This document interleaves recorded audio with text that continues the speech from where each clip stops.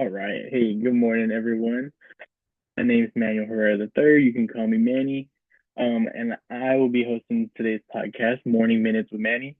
We're going to talk about some of the challenges and triumphs of education. And of course, as for my final in this class for Professor Edwards.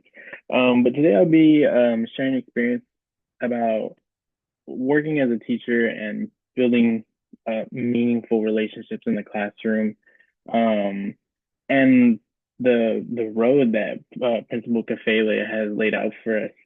Um, and I want to bring up my case study student here, which is a 10th grade Hispanic male student. Um, his main issues tend to be that he misses plenty of days at school. And then if he doesn't miss school, he's usually showing up to class late. And then to put the cherry on top, it was usually that when he's in class, he's not always the most engaged. Um, and I really had to think about if it was something that I was doing, if it was something that was happening with him. And I think Principal Kafele in this book and this class altogether has shown me how to tackle this situation. So by being in Dr. Edwards' class, we were able to read this textbook by Principal Kafele, the Equity and Social Justice Education, with busy critical questions for improving opportunities and outcomes for Black students. Um, and this doesn't just apply to Black students; it can apply to any of the students in the classroom, and specifically to students of color. And this will we'll go into our next segment here, where I talk about the five most useful key insight critical questions that I use to answer my case study. The first one that I found the most impactful to me was question 44 from chapter 9, which starts as, can I relate the issues of social justice that directly impact my Black students and students of color? So for the student, I was able to understand their scenario and how it was impacting his life at school. Kafele had shared the idea that being relatable with your students, specifically your students of color, um, really helps you understand what challenges they're facing in their community. This student that I'm referring to in my case study, there's a reason he's showing up to school late. I mean, he's in the 10th grade, so he doesn't drive yet. Um, Walking, especially in San Bernardino, is not always the best option given the time of day. Either it's morning or if he's going home late after school, especially with the time change. It's probably not the best scenario that you want a student walking in. So you get to know a little bit about the student. You understand that the student does not come from a household that has five different cars available with with drivers ready to take their students to school. So we found out that the students' parents were working early, well, early in the morning, um, not allowing them to get to school on a proper time. So having access to vehicles, um, but just a home life where a parent can take care of their student and bring him to school. So that's why he's coming to school. He seems to be a little bit disengaged. Maybe he's staying up late, um, getting up maybe too early in the morning if he's going to work with the parents. As sometimes you'll find that students do, just so that when the parent gets a chance, they can go and drop off their kid. But Kafele talks about being relatable with your students, so getting to know them and understanding the issues that they face, not just in your classroom, but in their own home life. Getting to know your students outside the four walls of your classroom. It brings me to my second critical question here, was question 41 from chapter 8. What type of professional development do I engage in to develop comfort and confidence engaging my students in issues of social justice? Um, so it's just getting to know my community, getting engaged in my own classroom with my students. For this student, I was able to further expand on the previous idea, um, knowing like what's around, um, like getting them access to food, maybe getting them access to a bus, working with counselors and stuff uh, those lines. But Kafela refers to or mentions that understanding students will face challenges, especially students of color.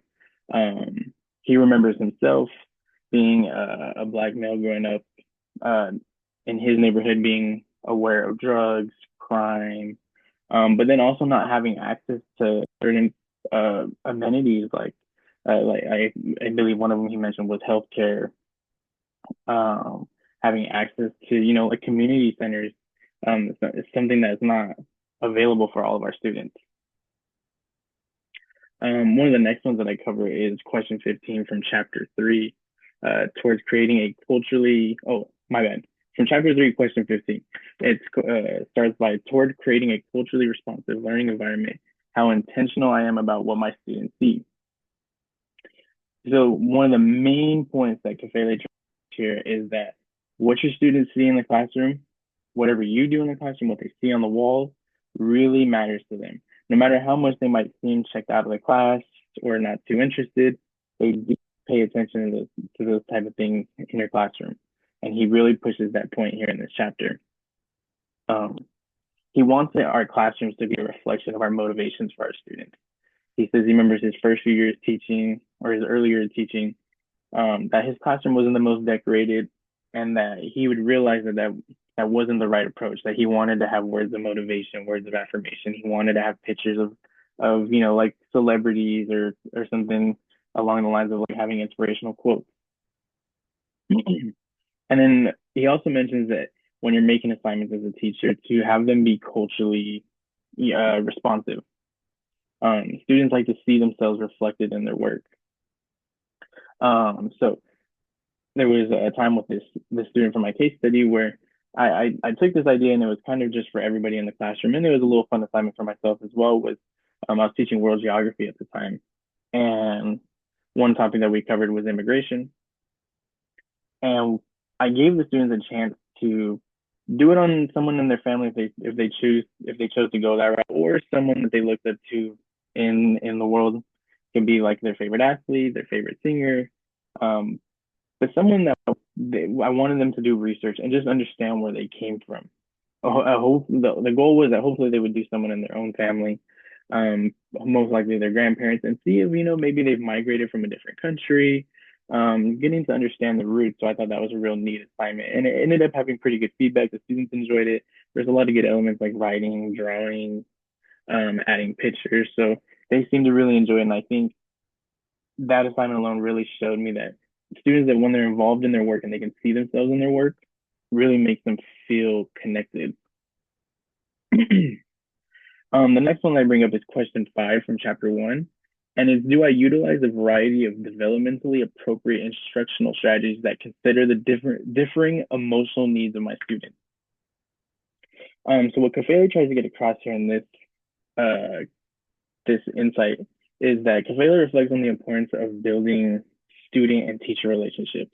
He says that when a student and teacher have a positive relationship, it opens up a way for the students to share the emotions with an adult, which they may not always have access to at home.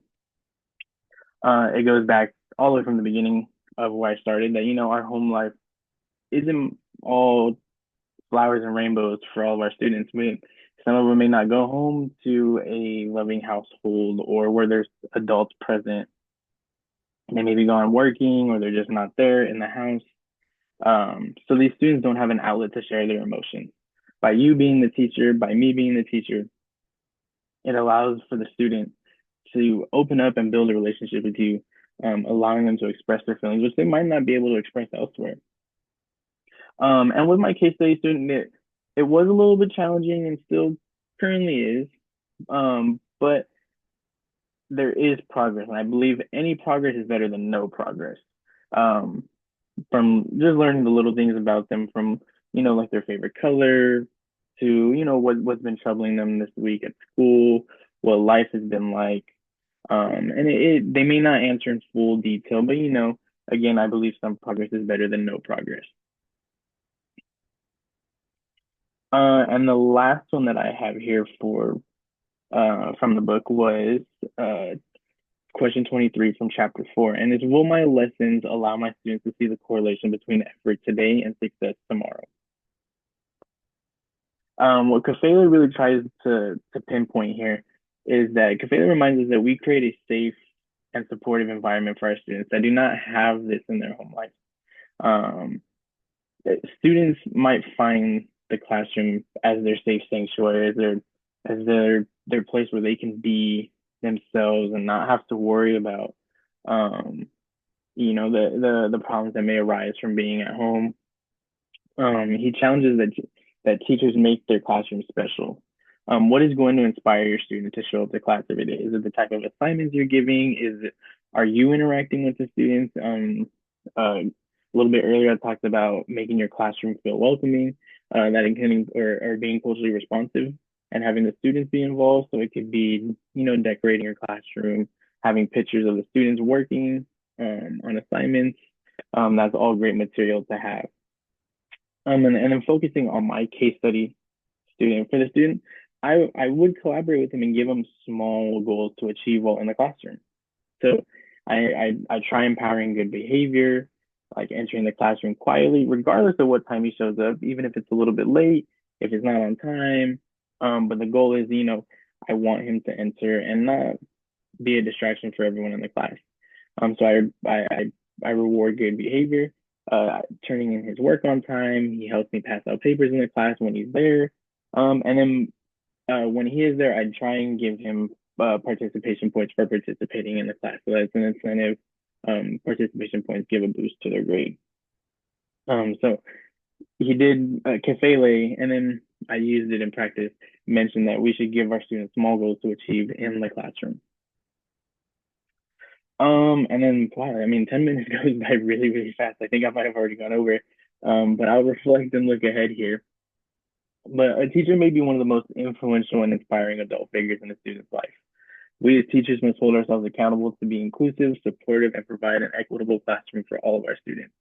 Kafele has helped guide me to answers and confront challenges within myself to make myself a better teacher.